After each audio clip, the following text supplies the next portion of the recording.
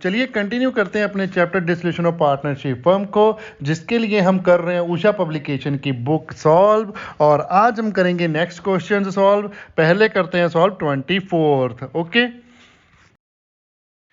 ए B C partner है, profit share ratio दी हुई है हमें 532 की, और 1 जनवरी 2016 की हमारे पास बैलेंस शीट दी हुई है, ठीक है। और the firm was dissolved on that date, means 1 जनवरी 2016 को ही फर्म डिसॉल्व हो रही है। And the asset were realised as under, realisation जो हुई है एसेट्स की, उनकी वैल्यू दी हुई है, कितना कितने के रियलाइज हुए हैं। और लिखा है 500 of a creditor were not to be paid and the remaining creditor were paid at the discount of 5%, ठीक है।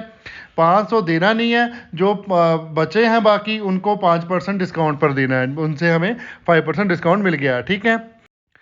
It was found, however, that there was a liability for 3050 for damages which had to be paid.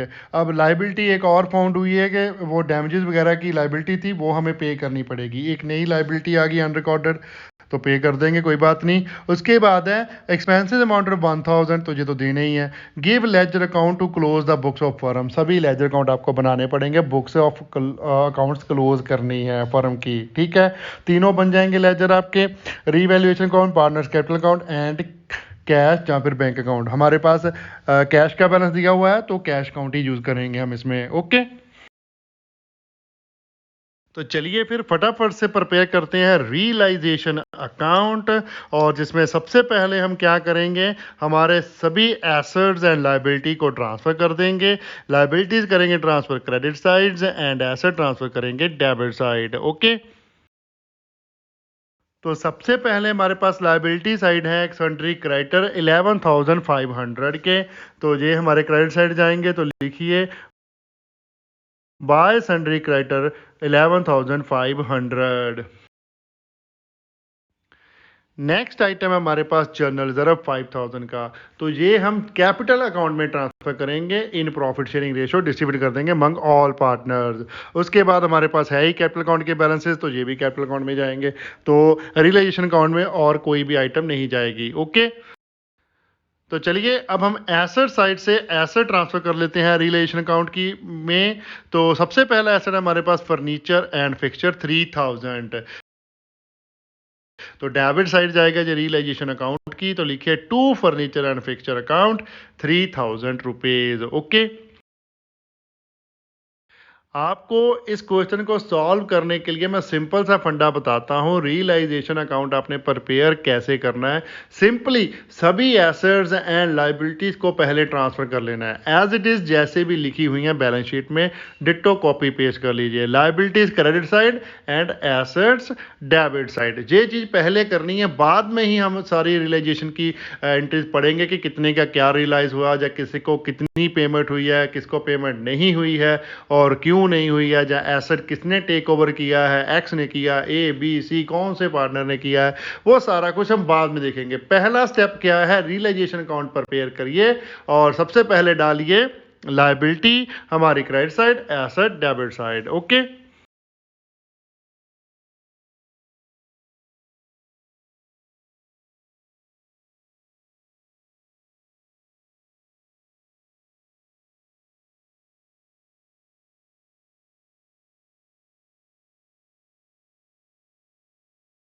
सो जैसे जैसे to stock account 13,000 realisation account में डालते जाएंगे। Next asset लिखा हुआ हमारे पास स्टॉक 13 के अलावा है 20,000 के डेटर्स, ये रियलाइज हुआ भी है कि नहीं हुआ, या टेक ओवर हुआ है कि नहीं हुआ, ऐसा वो हमारी जाएगी क्रेडिट साइड, सिंपली आपने पोस्ट कर देना है रियलाइजेशन अकाउंट में, तो लिखिए हो जाएगा डेबिट साइड, ओके।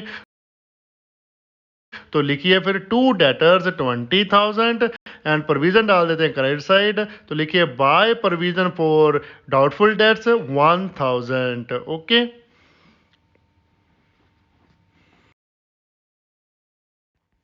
तो नेक्स्ट हमारे पास कैश अकाउंट का बैलेंस दिया हुआ 1000, तो कैश तो हम डालेंगे नहीं रिलेशन अकाउंट में, क्योंकि बाकी चीजें कैश में रियलाइज करनी है, जो कैश है वो तो पेमेंट करना है उससे, ओके। तो फिर चलिए अब हम देख लेते हैं कैसे कैसे एसेट्स हमारे रियलाइज हुए हैं। तो सबसे पहले हैं फर्नीचर एंड फिक्सचर 1000 का रियलाइज हुआ है। आपने कोई प्रॉफिट लॉस तो देखना नहीं है, जितने का रियलाइज हुआ है उतने का ही डाल लेना है अपने रियलाइजेशन अकाउंट में। तो लिखिए फिर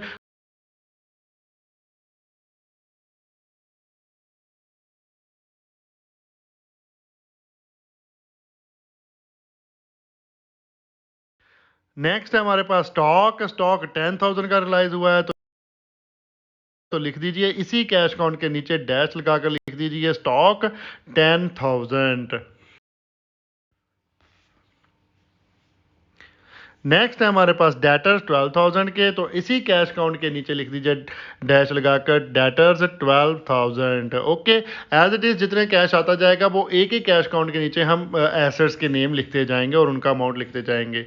चाहे वो अमाउंट कॉलम में ना लिखिए, पर्टिकुलर कॉलम में लिखकर ही उसका टोटल लगाकर अमाउंट कॉलम में डाल दीजिए, और चाहे 1 बाय 1 ही अमाउंट कॉलम में लिख लीजिए, कोई इशू नहीं है, आएगा तो आंसर उतना ही। ओके, तो नेक्स्ट हमारे पास दिया है कि 500 के creditor were not to be paid, उनको हमने पैसे नहीं देने, वो उनको क्या हुआ क्या नहीं हुआ ऐसा कुछ नहीं बोला उन्होंने, लेकिन पैसा नहीं देना हमने उसको, बस वो माइनस कर दीजिए, ठीक है। और जो रिमेनिंग बचे हैं क्रेडिटर, उनको हमने डिस्काउंट पर पेमेंट करनी है 5% पर। तो छोटा सा वर्किंग नोट पर पे करना चाहते हो तो कर लो, अच्छी बात है, कुछ ज़्यादा मुश्किल तो है नहीं। तो total amount payable to creditor कितना आ जाएगा, पहले वो लिख लीजिए। Total amount payable to creditors लिख दीजिए, कितना है वो, उसमें से सब्ट्रैक्ट कर देंगे हमने जो पे नहीं करना है। 11,500 हमारा टोटल पेबल है, उसमें से लेस कर दीजिए नॉट टू बी पेड, ठीक है, जो हमें पे करने की ज़रूरत नहीं है।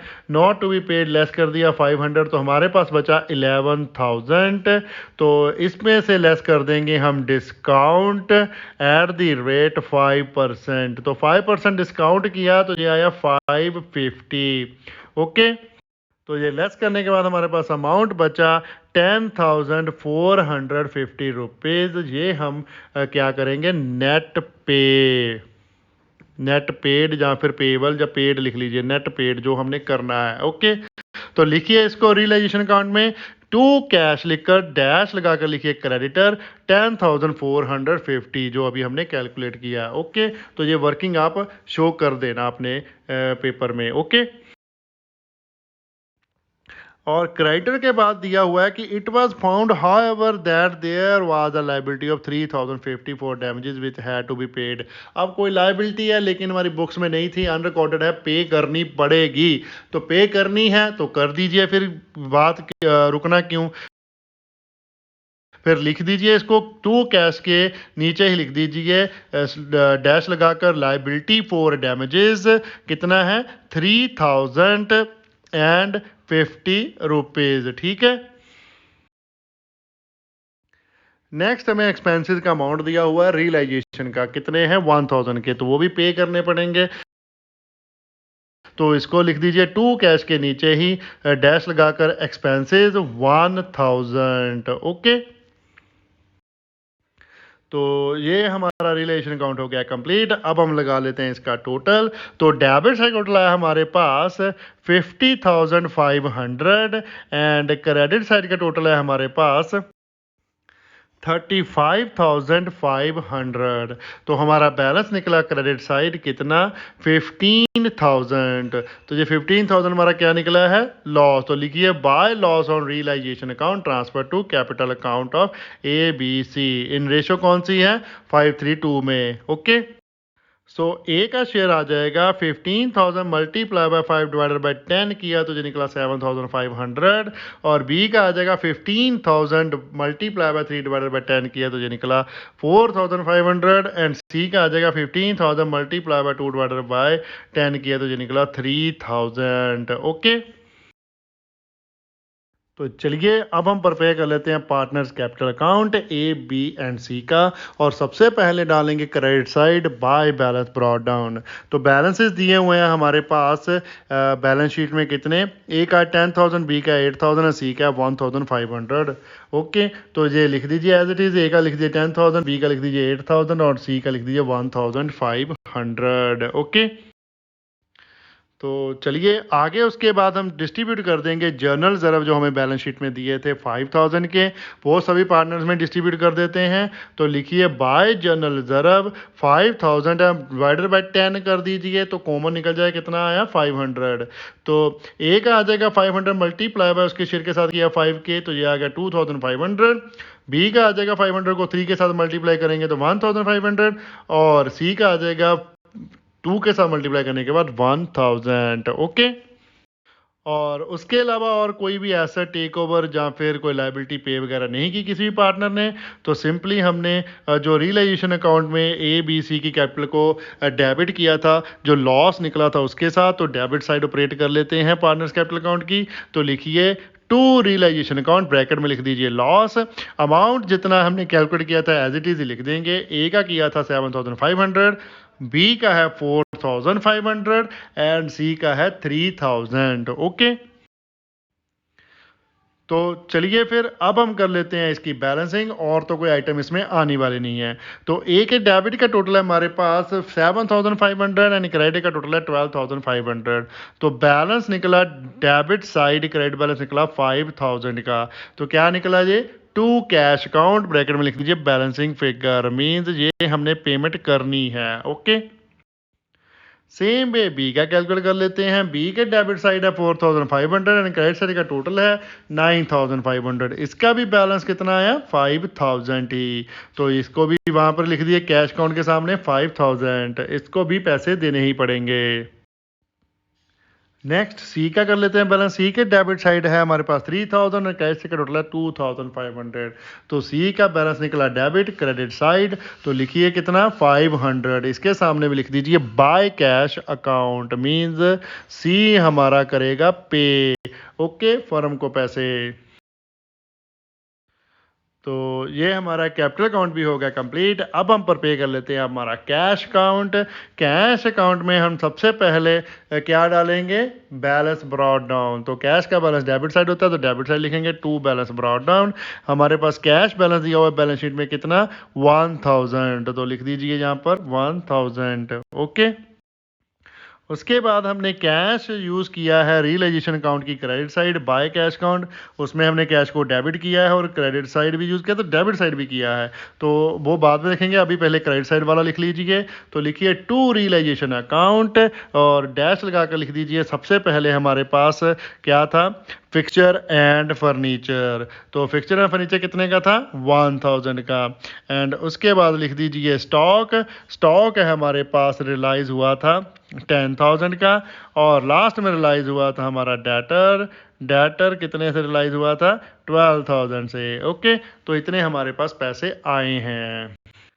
सेम वे पेमेंट साइड लिख देते हैं, means credit side by realisation account. हमने सबसे पहले पेमेंट की थी क्रेडिटर को, कितनी 10450। उसके बाद हमने लाइबिलिटी फॉर डैमेजेस पे किए हैं 3050 एंड एंड में हमने पे किया एक्सपेंसेस 1000 के। ओके, तो सभी ये पेमेंट साइड लिख देंगे, मींस क्रेडिट साइड। ओके, और इसके अलावा हमने कैपिटल अकाउंट की ए एंड बी को पेमेंट की है और सी से पैसे लिए हैं। तो लिखिए payment side by A's capital account 5000, by B capital account 5000, और सी से पैसे रिसीव कर लीजिए to C is capital 500। Okay, अब टोटल लगा लीजिए इनका। तो कैश अकाउंट का डेबिट साइड का टोटल है हमारे पास 24,500 एंड क्रेडिट साइड का टोटल भी है 24,500। टोटल आपस में टैली हो गया, क्वेश्चन हो गया हमारा ठीक। ओके, चलिए नेक्स्ट क्वेश्चन करते हैं 25th। एबीसी पार्टनर है, उसमें भी प्रॉफिट शेयरिंग रेशियो है 3:1 की। 31 मार्च 2015 को डिसाइड किया उन्होंने फर्म को डिसॉल्व करने का, और बैलेंस शीट दी हुई है हमारे पास 31 मार्च 2015 की। और नेक्स्ट हमें उन्होंने एग्री 4 पॉइंट पे किया है, वो लिखे हैं, वो 1 बाय 1 पढ़ते जाएंगे, उनका ट्रीटमेंट करते जाएंगे।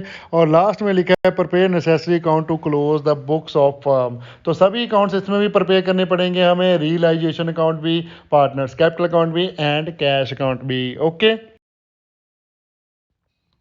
थोड़ा सा मेरा गला ख़राब है, लेकिन मैं फिर भी आपकी रिकॉर्डिंग कर रहा हूँ ताकि आपका लेक्चर ना मिस हो जाए, आपका सिलेबस कंप्लीट हो जाए with in the time period.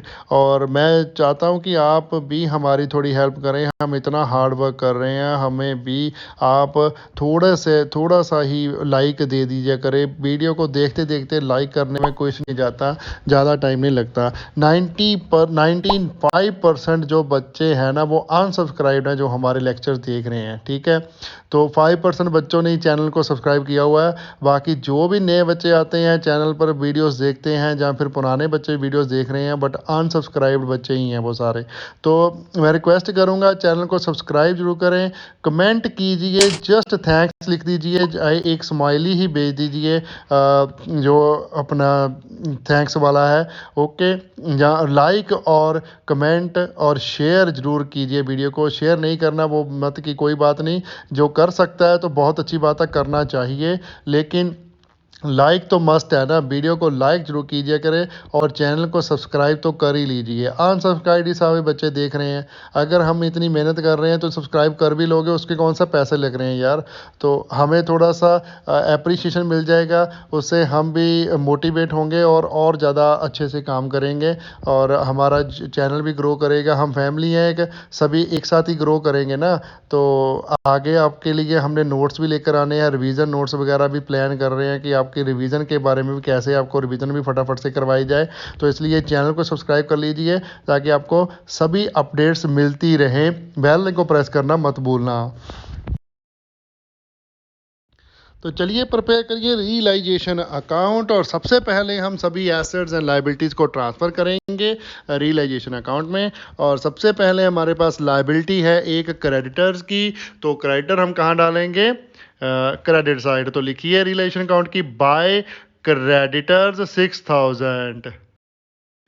Next है हमारे पास लोन 1500 का, तो ये भी हमारी लाइबिलिटी है, तो इसको भी ट्रांसफर कर दीजिए। लिखिए bye loan account 1500, okay. Next liability side हमारे पास कैपिटल बैलेंसेस दिए हुए हैं, ये रियलाइजेशन अकाउंट में नहीं जाएंगे, ये कैपिटल अकाउंट में ट्रांसफर करेंगे हम, ओके। तो चलिए अब एसेट साइड। एसेट साइड सबसे पहले हमारे पास कैश अकाउंट 3200 का बैलेंस दिया हुआ है, ये भी हम ट्रांसफर कहाँ करेंगे, कैश अकाउंट में, ओके। रियलाइजेशन अकाउंट में एसेट्स के जो cash and cash equivalent items है वो नहीं जाती, ओके। नेक्स्ट है हमारे पास डेटर्स 24,200 के and provision for bad debts हैं 1,200 की। तो डेटर्स हम डालेंगे debit side of realisation account और प्रोविजन डालेंगे credit side of realisation account, okay. Provision and reserve सभी हमारे क्रेडिट बैलेंस होते हैं और इसीलिए डेटर से लेस करके हम नेट शो करते हैं ना, वो सब्ट्रैक्ट कर देते हैं। तो है तो वो लाइबिलिटी साइड का बैलेंस ही, तो उसको हम लाइबिलिटी साइड लिख सकते हैं। अगर जहाँ पर सब्ट्रैक्ट करके नहीं शो करना तो आप उधर भी शो कर सकते हो, इसलिए उसको जब ट्रांसफर करोगे तो वो क्रेडिट साइड ही होगी। तो लिखिए रियलाइजेशन अकाउंट में टू डेटर्स 24,200 एंड लिख दीजिए credit side by provision for bad debts कितना है 1,200। नेक्स्ट है हमारे पास स्टॉक इन ट्रेड 7,800 का, तो स्टॉक है, स्टॉक भी हम ट्रांसफर करेंगे रियलाइजेशन अकाउंट में डेबिट साइड। तो लिखिए to stock in trade 7,800। Next है हमारे पास फर्नीचर 1000 का, तो इसको भी ट्रांसफर कर दीजिए। लिखिए टू फर्नीचर 1000 और उसके बाद है हमारे पास सन्ड्री एसेट 17,000 के, तो ये भी ट्रांसफर कर दीजिए। लिखिए to sundry asset 17,000, okay.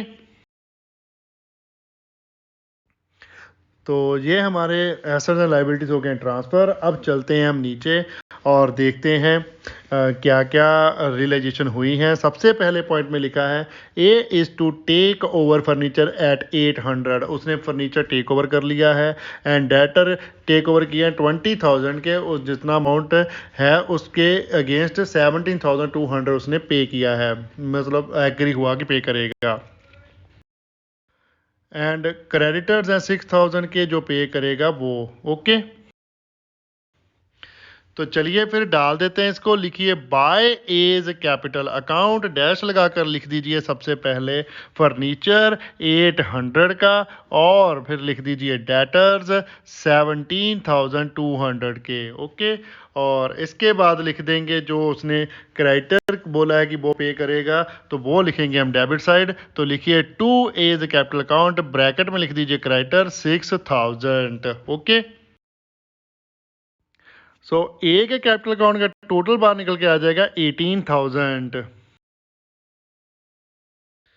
Next point है हमारे पास, B is to take over all the stock in trade at 7,000 and some of the sundry assets at 7,200 being 10% less than the book value.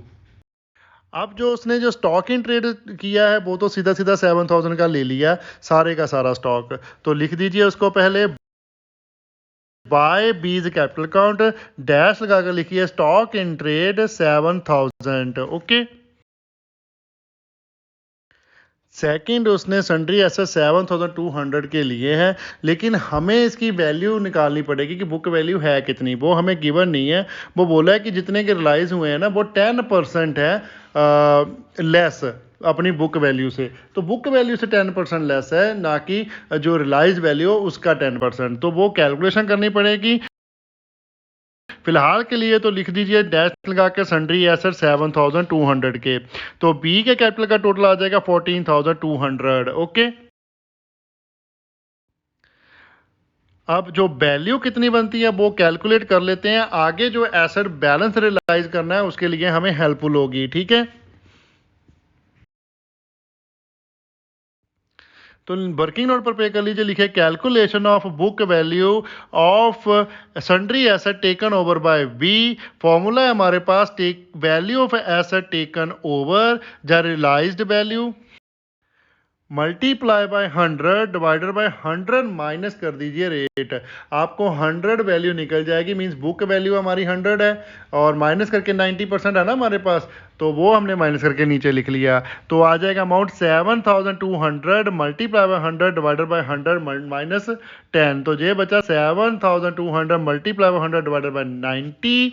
तो 0 से 0 cut के 9 से ये cutting किया तो ये बचा 800। 800 मल्टीप्लाई बाय 10 किया तो ये निकला 8,000। तो बुक वैल्यू है एसेट की जो बी ने टेक ओवर किए हैं वो है 8,000। अभी हमारे पास बैलेंस एसेट्स कितने बचे हैं वो आप यहाँ पर चेक कर लीजिए। बैलेंस ऑफ सन्ड्री एसेट्स आ गया हमारे पास 17,000।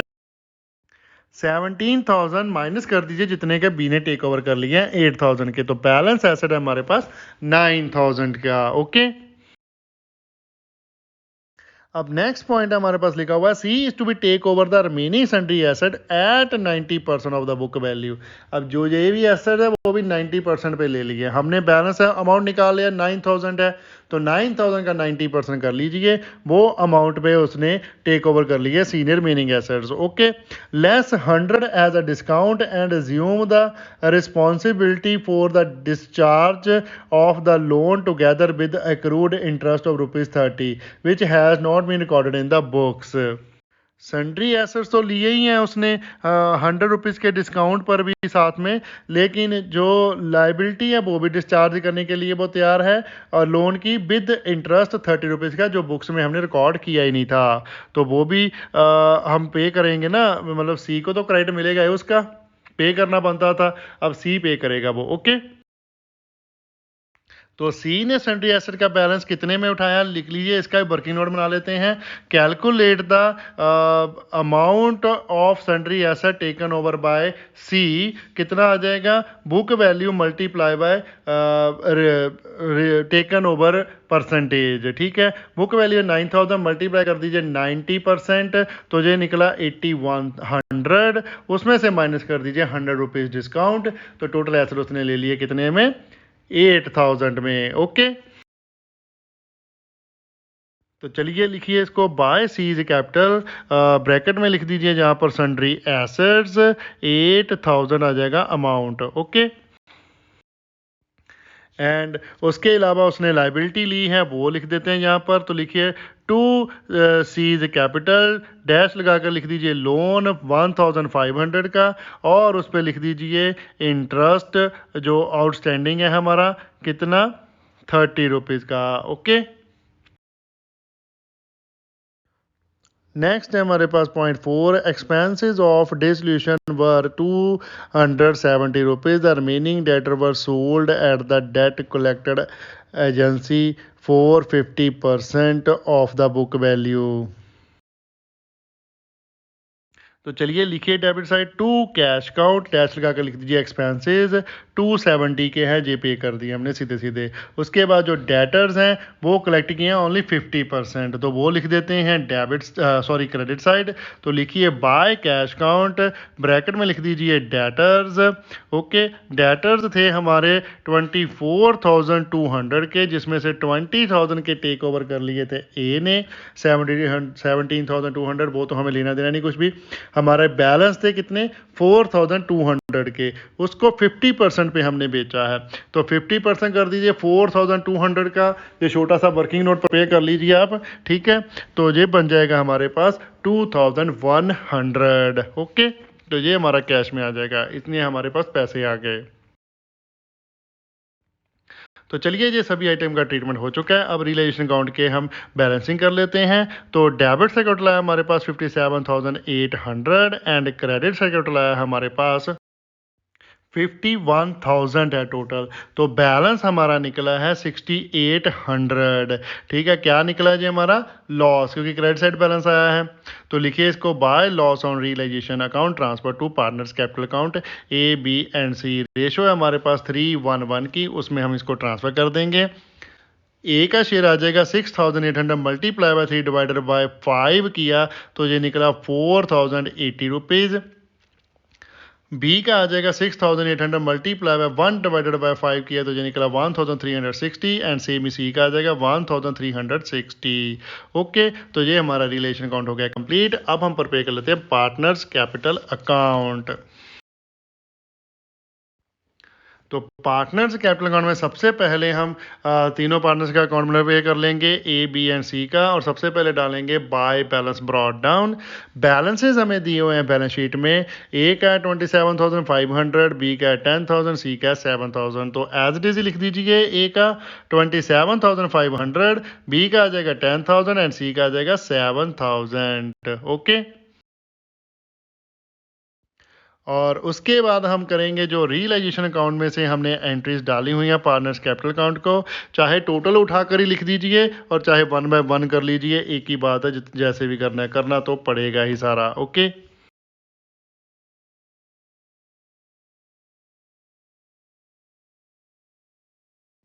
तो चलिए पहले सबसे ए ने 2 एसेट्स टेक ओवर किए हैं, वो लिख देते हैं debit side of partners capital account. तो लिखिए टू रियलाइजेशन अकाउंट, पहला है हमारे पास फर्नीचर 800 का और दूसरा है डेटर 17,200 के। ओके, तो ये दो फिगर्स आ जाएंगी, चाहे टोटली लिख दीजिए वेरियस एसेट्स लिख के ब्रैकेट में और लिख दीजिए 18,000। और ए ने क्रेडिटर बी पे ऑफ करने हैं तो वो भी उसने टेक ओवर कर लिया इस एक तरीके से, तो वो उसके लिखेंगे हम क्रेडिट साइड। तो लिखिए बाय रियलाइजेशन अकाउंट, वो लिख दीजिए कितना 6,000, ब्रैकेट में आ जाएगा क्रेडिटर्स। नेक्स्ट है हमारे पास बी ने stock in trade and sundry asset take over किए हैं, तो लिख दीजिए इसको भी इसी रिलेशन अकाउंट के नीचे लिख दीजिए, चाहे वो कोई और एक्स्ट्रा बनाना है तो एक्स्ट्रा बना लीजिए, मैं तो इसी के नीचे लिख रहा हूँ। लिखिए डैश लगाकर स्टॉक इन ट्रेड बी के कॉलम में लिखिए 7,000 और सन्ड्री एसेट लिख दीजिए 7,200, ये दोनों बी के कॉलम में आएंगे। ओके, बी ने लाइबिलिटी तो कोई टेक ओवर की नहीं है, तो चलिए फिर आगे आगे सी ने हमारे पास से लिए हुए हैं एक ही एसेट लिया उसने सन्ड्री एसेट्स, तो वो लिख दीजिए यही रियलाइजेशन अकाउंट में ऊपर हमने लिखे ना सन्ड्री एसेट जो बी ने लिए हैं 7,200 के और बैलेंस लिया है सी ने, उसी सन्ड्री एसेट के सामने सी के कॉलम में लिख दीजिए 8,000। ओके, एंड क्रेडिट साइड सी ने लिया है लोन एंड उस पर इंटरेस्ट भी जो आउटस्टैंडिंग था, तो वो दोनों डाल देते हैं। रियलाइजेशन अकाउंट तो लिखा ही है, नीचे लिख दीजिए सन्ड्री जो क्रेडिटर है उसके नीचे लिख दीजिए लोन 1500 का सी के कॉलम में आ जाएगा और डैश लगा के लिख दीजिए आउटस्टैंडिंग इंटरेस्ट 30 रुपीज़। ओके, और इसके अलावा हमारे पास लॉस है जो एबीसी को हमने ट्रांसफ़र किया है रियलाइजेशन का, तो वो जाएगा debit side of partners capital account. तो लिखिए वो भी रियलाइजेशन अकाउंट के नीचे डैश लगा कर लिख दीजिए लॉस। ए का है 4080 रुपीज़, बी का है 1360 रुपीज़ एंड सी का भी है 1360 रुपीज़। ओके, तो ये हमारा हो गया है partners capital account B complete. अब इसका टोटल लगा लेते हैं। तो ए का डेबिट का टोटल है 22,080 रुपीज़ एंड क्रेडिट साइड का टोटल है 33,500। तो बैलेंस निकला है हमारे पास 11,420 रुपीज़ डेबिट साइड। तो ये निकला है टू कैश अकाउंट जो हमने पे करना है ए को। ठीक है, ऐसे ही बी का कैलकुलेट कर लेते हैं। तो बी का हमारे पास टोटल है कितना 15,560 रुपीज़ डेबिट का और क्रेडिट का टोटल है 10,000 ओनली।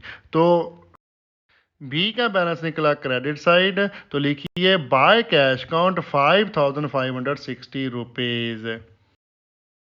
इतने पैसे बी पे करेगा फर्म को। ठीक है, अभी सी की बैलेंसिंग कर लेते हैं। सी के डेबिट का टोटल है हमारे पास 9,360 रुपीज़ एंड क्रेडिट से का टोटल है 8,530 रुपीज़। तो बैलेंस निकला है 830 रुपीज़।